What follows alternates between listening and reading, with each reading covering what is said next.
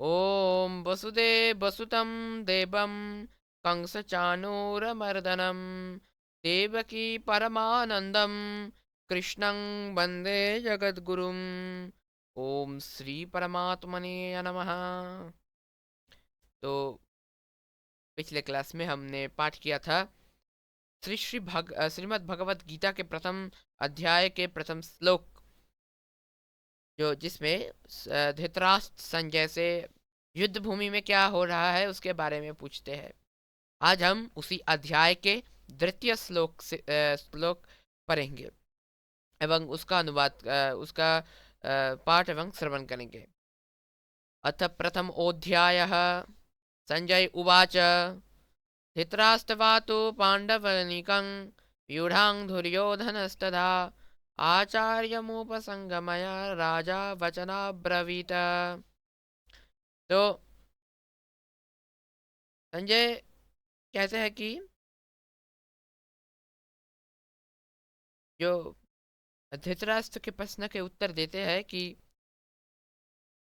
इसमें हम पहले देखते हैं धृष्टवा पांडविक पांडवकीनं व्यूढ़ाम। तो पांडवों की ब्रजवायु ब्रज व्यूह शिखरी सेना को देखने का तात्पर्य है कि पांडवों की सेना बड़ी ही सुचारू रूप से और एक ही भाव से खड़ी है, अर्थात उनमें उनके सैनिकों में दो भाव नहीं थे, मतभेद नहीं था। उनके पक्ष में धर्म और भगवान श्री कृष्ण थे। जिसके पक्ष में धर्म और भगवान होता है उसका दूसरों पर बड़ा असर पड़ता है। इसलिए इसीलिए संख्या में कम होने पर भी पांडवों की सेना का एक प्रभाव था, एक तेज था, और उसके दूसरों पर बड़ा असर पड़ता है। अतः पांडव सेना का दुर्योधन पर भी बड़ा असर पड़ा, जिससे वो द्रोणाचार्य का पास जाकर नीति युक्त गंभीर वचन बोलते हैं। तो इसमें एक तदा आता है, मतलब तदा मतलब उस समय, तो समय जिस समय दोनों सेनाएं युद्ध के लिए गई थी उस समय की बात संजय यहाँ पर कह रहा है। संजय का यहाँ पर तदा का प्रयोग करना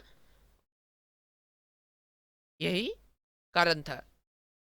कारण की धृतराष्ट्र प्रश्न की कि युद्ध की इच्छा वाले मेरे और पांडु पुत्रों ने क्या किया, इस विषय को सुनाने के लिए संजय ने उस समय तदा कहकर शुरू किया। यहाँ पर तदा का अर्थ है उस समय, और जो हमने पढ़ा था पांडव किनंग व्यूढ़ांग दुर्योधनस्तदा। तो जो व्यूढ़ांग का अर्थ व्यूढ़म इसका अर्थ है ब्रजव्यूह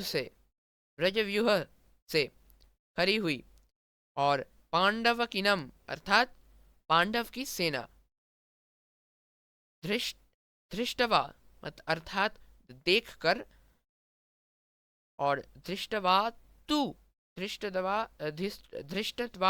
टू मतलब और, यहाँ पर राजा दुर्योधन। तो यहाँ पर जो व्याख्या किया गया उसके अनुसार एक भाग होता है राजा दुर्योधन। दुर्योधन को राजा कहने का तात्पर्य है कि धृतराष्ट्र का सबसे बड़ा अधिक अपमान अपनापन मोह दुर्योधन में ही था। परम और सबसे मतलब एक धृतराष्ट्र दुर्योधन को एक अलग दृष्टि से देखते थे। राज्य के सब कार्य की देखभाल दुर्योधन ही करता था। धृतराष्ट्र तो नाम मात्र के राजा थे।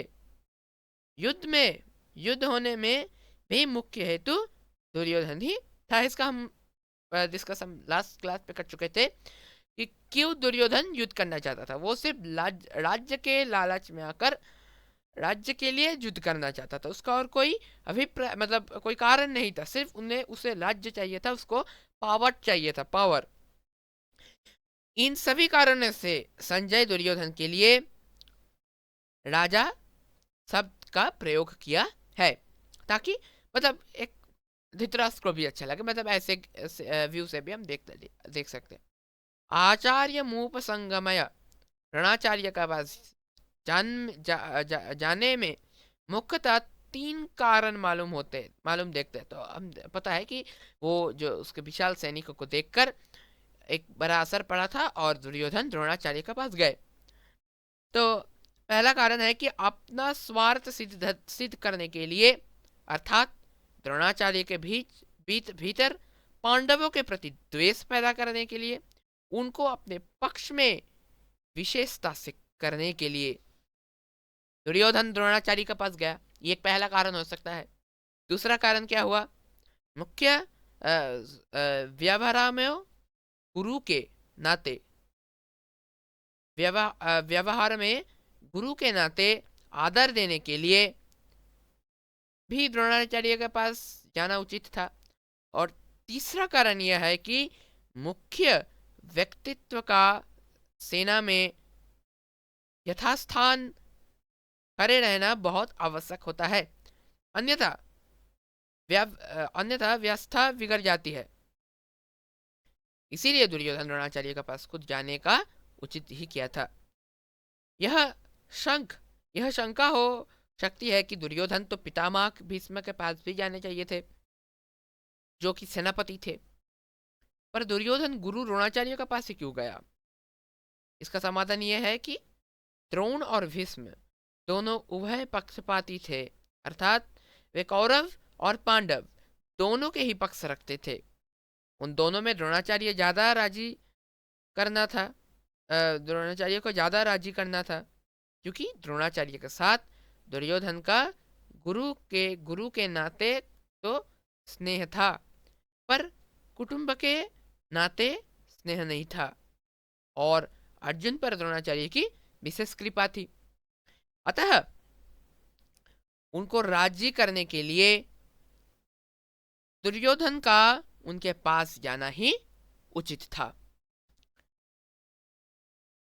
व्यवहार में भी यह देखा जाता है कि जिसके साथ स्नेह नहीं, उससे अपना स्वार्थ सिद्ध करने के लिए मनुष्य उसको ज्यादा आदर देकर राजी करता है।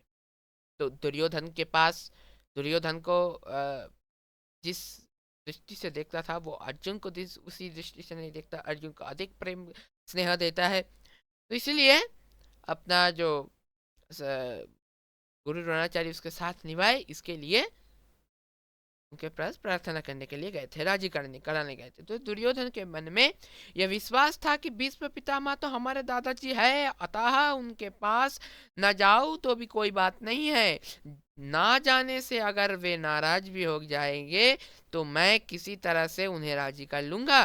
कारण कि पितामह भीष्म के साथ दुर्योधन का एक घरेलू संबंध है और स्नेह था ही। तो और भीष्म का भी उसके साथ एक घरेलू संबंध है, स्नेह का संबंध है। इसलिए भीष्म जी ने दुर्योधन को राजी करने के लिए जोरों शोरों से शंख बजाया। तो क्या हुआ कि भीष्म पितामह ने प्रतिज्ञाबद्ध था कि जो युद्ध होने से पहले उन्होंने प्रतिज्ञा किया था कि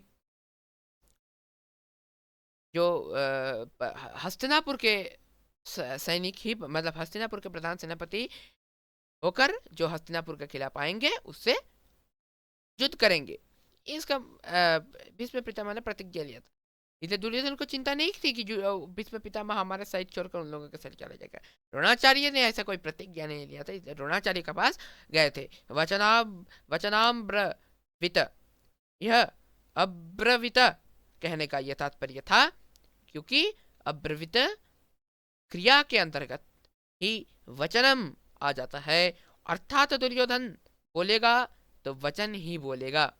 इसीलिए वचनम, यहाँ पर वचनम शब्द की आवश्यकता है।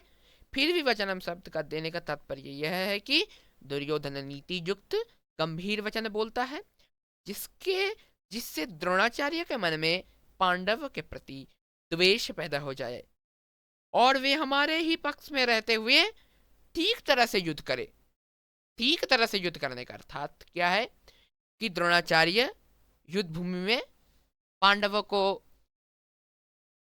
पांडवों का वध करे, संहार करे इत्यादि, जिसमें हमारी विजय हो जाए, हमारा सारथ सिद्ध हो जाए। द्रोणाचार्य के पास जाकर दुर्योधन क्या ने क्या बोला, इस ये हम आगे के श्लोकों में पाठ एवं श्रवण करेंगे। तो हम आज की पाठ एवं श्रवण यहीं पर समाप्त करते हैं, क्योंकि हमारा जो तृतीय श्लोक था वो यहाँ पर समाप्त होता है। हम तृतीय श्लोक से दुर्गा पूजा के बाद हम फिर से प्रारंभ करेंगे। आज की यहाँ पर भगवत गीता की क्लास हम शेष करेंगे वृंदावन विहारी श्री कृष्ण के चरण पर प्रणाम अर्पित करके। ओम वसुदेवसुतं देवं कंसचाणूरमर्दनं देवकी परमानंदं कृष्णं वंदे जगद्गुरुं। ओम श्री परमात्मने नमः। नमस्कार, धन्यवाद आज के इस भागवत गीता के क्लास पर आने के लिए।